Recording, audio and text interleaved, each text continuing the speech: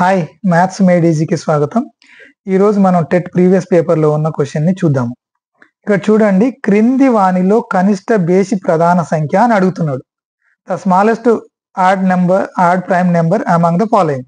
ఇక్కడ మనకు 4 నెంబర్లు ఇచ్చాడు. దాంట్లో కనిష్ట బేసి ప్రధాన సంఖ్య ఏది అడుగుతున్నాడు? 2, 3, 1, 5.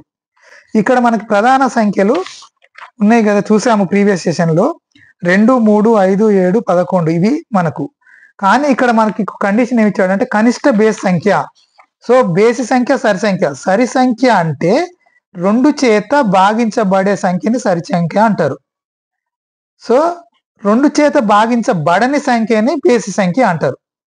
బేసి సంఖ్య అంటారు. 2 చేత భాగించబడని సంఖ్యని బేసి సంఖ్య అంటారు. 2 చేత భాగించబడితే సరి సంఖ్య. సో ఇక్కడ మనకు ప్రైమ్ నెంబర్ లో ఉన్నది ఏంటి? 2. కానీ 2 చేత భాగించబడుతుంది. అది ప్రైమ్ నెంబరే, కానీ కనిష్ట బేస్ సంఖ్య కాదు. కాబట్టి నెక్స్ట్ వచ్చింది ఏంటి? 3. సో 3 కనిష్ట బేసి ప్రధాన సంఖ్య. That is the answer.